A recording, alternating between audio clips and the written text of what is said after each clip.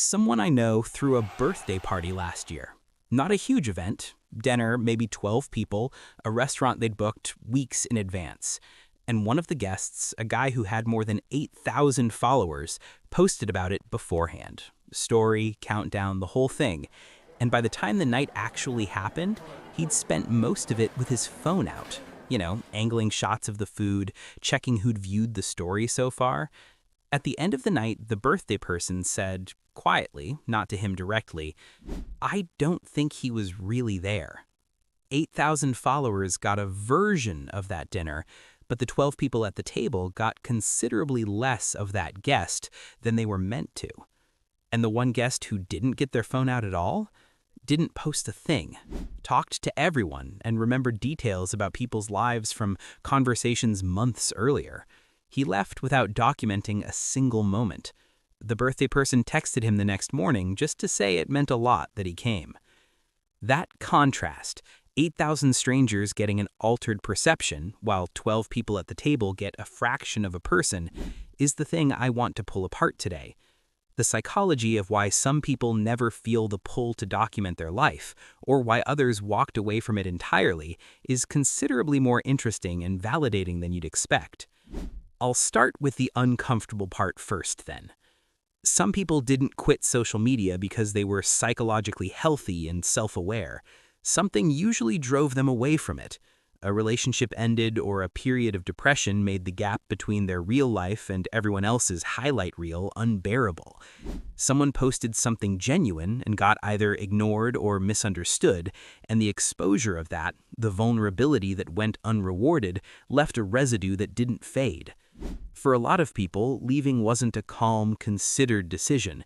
It was closer to self-preservation. And that's worth naming, because the narrative that private people are just more evolved is a little too clean. Sometimes they're just people who got hurt by the machine and decided not to go back. That's a completely valid reason and someone's truth. What's interesting is what happens after. Because almost universally, and you'll recognize this if it's you, the people who left describe a specific sensation a few weeks in. Something quiets down. Not fear of missing out, closer to the opposite actually. Like a background noise you'd stopped noticing was suddenly gone, and you realize you hadn't heard silence in years. And when you ask them what they miss about it, most of them have to think for a long time. And then they usually say something like, I don't really miss it at all. There's research that helps explain why that quiet happens.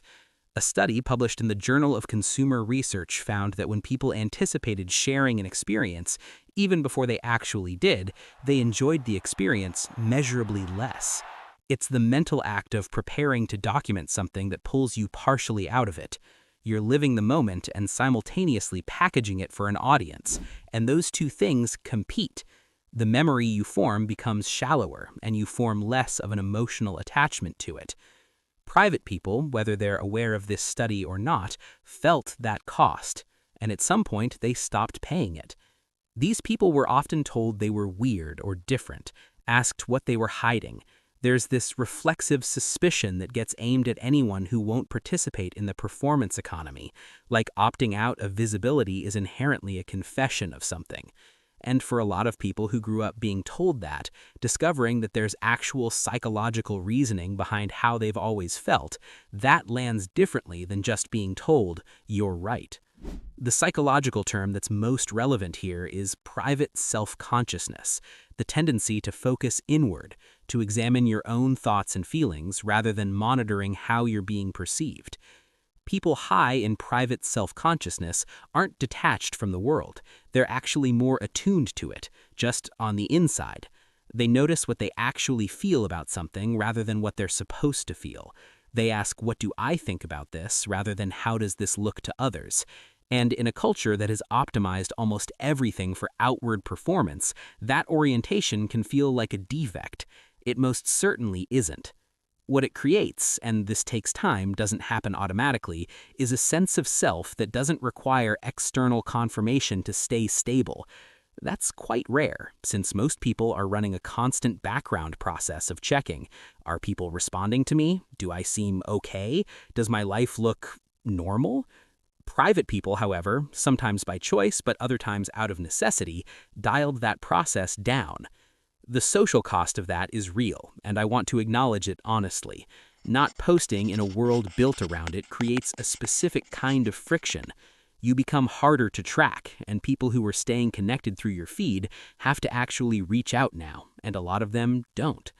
Some friendships quietly dissolve through neglect because the low-effort connection point is gone. That can genuinely hurt for some. But what also tends to happen is the people who do show up, who text, call, and make actual plans, turn out to be a completely different category of person than the ones who were just following the feed. And the Harvard study of adult development, which tracked people for over 80 years, found consistently that the quality of your close relationships is one of the strongest predictors of long-term health and happiness we have. The depth of those connections, not the quantity.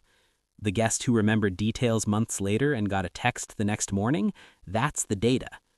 There's a generation, actually several of them, who remember what it was like before any of this existed, before silence became suspicious. And a lot of them describe the same thing, that life felt more theirs somehow. Not better in every way, of course, since technology sure has its place, but more theirs.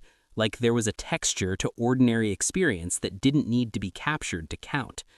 That instinct to let an experience just be without translating it into content is something younger generations are having to consciously cultivate now, since it doesn't come naturally anymore. And the people who never lost it, or who found their way back to it, tend to describe a quality of presence in their daily life that people around them can occasionally find difficult to explain. They're just in it, whatever the moment is. No part of them is already coming up with a caption. People assume that's peace, but it's more if you ask me. It's authorship, the feeling that your life belongs to you in a way that's hard to articulate to someone who's been outsourcing that ownership for years. So if you grew up with the notion that you were strange for not wanting to share, if you left the space and people acted like something must be wrong, or perhaps you've just always felt that your life is yours in a way that social media asked you to give up and you never quite could, you were never behind. It seems you're closer to being ahead of a conversation that's only now starting to catch up. If any part of this resonated with how you perceive social media, share it with someone who needs to hear it. Also, you're probably someone who thinks deeply about this stuff, which means you'll find a lot more value with my other Psychology Simplified videos on the screen now. Subscribe and hit the notification bell if you haven't already to not miss an upload. Also, click the join button if you want to help keep these psychology deep dives going. Your support is much appreciated. I'll see you in the next one.